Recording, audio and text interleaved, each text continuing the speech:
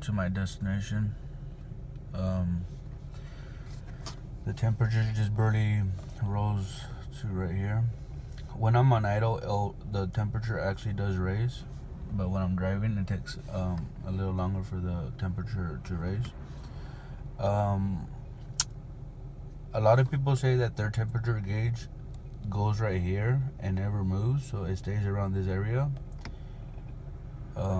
I guess that's normal, as well as this hitting the 12 o'clock position. I'll say the 12 o'clock position, it's normal as well,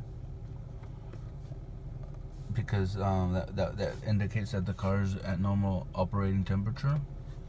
When it's right here, it's below the operating temperature, so that means the car's cool and you'll be burning a little bit more fuel. But it's better than it being over here on the red side. So like I said, it takes forever for my car to get warmed up. I'm gonna find out the solution to this problem, because normally this car should temperature gauge should raise up to the middle. From what I've seen from all my vehicles, my thermostat that I have in this vehicle is original, where I bought from BMW. The one that I had that was under before, it was aftermarket, so those aftermarket ones will raise real quickly to the 12 o'clock position, but that's normal. As long as it doesn't exceed that, you should be fine. But I noticed that the BMW thermostats, they will go to the I'll say 9 o'clock position, and take a while to go to the 12 o'clock position. That's what I noticed with the BMW one, because I swapped that one off, the original one, off my old BMW, and I swapped it onto this one. And now this car does it. It takes forever for this gauge to go up, for the car to warm up. But I'm gonna change out the coolant. Like I said before, I just put water in the coolant. I put just water in the reservoir and all that, and the radiator. So I'm gonna do a complete flush and put some antifreeze in it to see if it helps change the temperature of the vehicle at startup. Okay, after reviewing all this process, checking my coolant, it's a little low, but that's fine because I'm going to replace it. I'm going to put some coolant already that has some 50-50 mix already. And yeah, so I'm going to lift up the car and bleed the radiator to add the new antifreeze. So let's go on to lifting up the car. And lifting up the vehicle, I'm going to lift up the vehicle in the middle, so I could have the car lift up evenly. So there's a spot right here in the middle. As you can see, the jack right here where it's hitting. Right there, there's a bumper right there. Right there where my finger's at. Right there where you can put the jack and lift up the vehicle from the front end evenly. Some of the cars might not have that little bumper thing, but some will. But it doesn't matter. You lift up the vehicle in the same area, and you should be fine.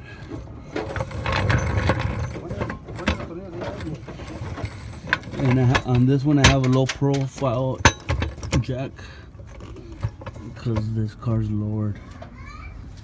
Okay, so let me lift this up real quick. Okay, now I got the vehicle lifted up.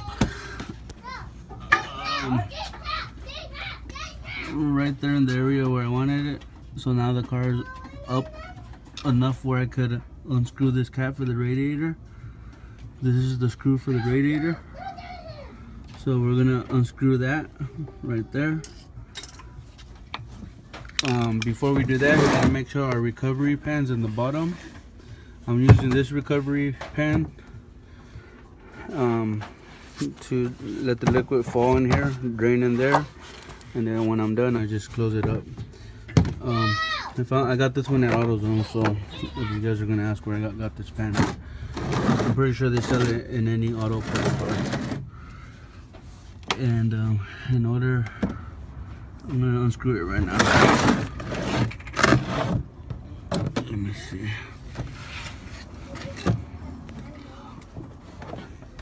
I'm gonna drain this right now.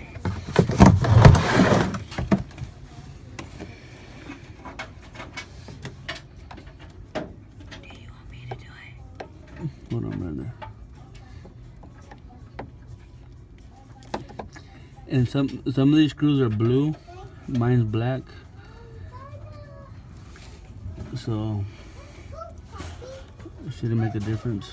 But all the screws for the bleeder for the radiator is on the driver's side.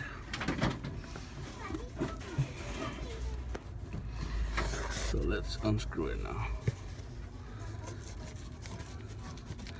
And sometimes yours might be clogged up, and you might just need to get the flathead and stick it in there to unclog it, because you're gonna get a lot of rust and dirt that's in the system. But as like I said before, this is just water. Mine just has water. And I'm gonna put antifreeze in it. So for now, make sure your cap's open on top. My cap's open. You can hear it.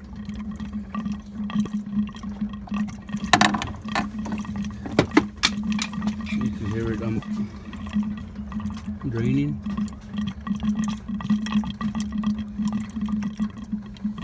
I might put the water hose in there and just continue bleeding, draining out the system. So right now, I'm just doing the air bubble process.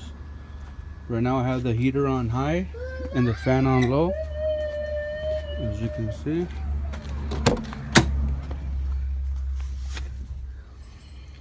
There's the heater on high and the fan on low. That's how you do the bubble process removal, the removal bubble process. So you put the heater on high and the fan on low, and then you're gonna hear the fan or you're gonna hear the heater. You hear that noise?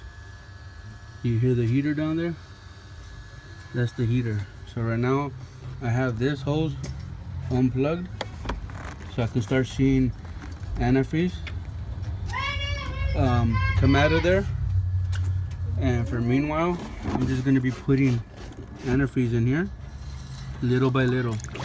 This is time consuming, but eventually once you start filling up the engine block and the radiator, the air bubble should be removed and the car should be filled with just antifreeze and no water. So you just have to be pouring little by little right here. And once you start seeing water come out of this side, or the antifreeze come out of this side, you can put this hose back on there, because my bleeder hose, this thing does not want to come off, and I don't want to take the chance of breaking that. Right here, because I have water, I'm going to be seeing water come out still, because all the water has not came out yet. So while the antifreeze pushes through the system, the water will be pushing out until the antifreeze fills up completely. So that's how I'm pushing out all the water out of here. I see a little green. So once you start seeing the antifreeze, just connect that hose back. I think it's green. So, Will I pull it back in? so that's how we do it. Let me finish up here real quick, and then I'll make one more video. Probably near. Okay, at the end I bleed out the system, put new antifreeze. So there's no more water in my cooling system. I just did that because I didn't have time. So this is a tip: if you're broken down somewhere, except for the East Coast where it's frozen, or most likely if it's not minus degrees of snow or anything like that, you should be fine by just adding water and driving to wherever you need to get to have your car serviced. Like you're just adding water to your cooling system, a temporary fix, so it should be fine. But I'm not saying to do it, but if you have to, you got to do what you got to do. In my case, I just did it temporarily, and then I had the chance today to fill it up with coolant. So in this case, I put green coolant. Every time people see green coolant in my videos, they go, well, that's not the one you're supposed to use. You're supposed to use the blue one, the BMW brand. But I use whatever's on hand, and this motor thermostat opens up at 92 Celsius, so that's about 197.6 degrees. The coolant that I'm using, the boiling point on that coolant is 265 degrees. So that coolant is the green one. Always read the small print, the description in the back, the instructions about the coolant that you're adding. So my car thermostat opens up at 92, so I'm pretty sure I'm not gonna damage the engine of the coolant that I'm putting in. Boiling point is at 265 degrees. So I just add the blue or add the green. For me, I never had any problems with the green coolant. But it's your choice. You're not gonna damage your engine as long as you don't have just water at all times, because it'll start rusting inside and causing clogs within the little breathing cooling lines in the engine block. So that's what you want to prevent from happening. So it's your choice. If you want, buy the blue coolant. All you need is 2 gallons. If you're doing, I just did a half flush, or I tried doing the full flush. So when you do a full flush, most likely the 1 gallon should be fine. But to be on the safe side, just buy 2 when you're doing the full flush. There's 2 kind of coolants. The one that's 50-50 that already adds water to it, or there's some that are concentrated. You're supposed to add water yourself. The one that's 50-50 is more expensive because it's already done for you. You just pour the liquid inside and you're fine. Time to eat! And then the other antifreeze that I'm using is 50-50. So it's already mixed, 50% water, 50% antifreeze and coolant. And yeah, so if you guys have any questions, feel free to ask, leave a comment down below, and I'll try to get back to you guys as soon as possible. And yeah, so it's open to your opinion of whatever coolant you want to use, as long as that they're in the same temperature or Celsius of the engine. So you guys let me know what you think, and I hope this is helpful for you guys. And if you guys could do me a favor, give my video a thumbs up so I could be adding more videos. I have a lot of things to fix on this vehicle, so I'll be try to find time to make those videos, because sometimes I just don't have time to make the videos. I just fix what I'm fixing and then I forget to make a video. And yeah, so see you guys in the next one.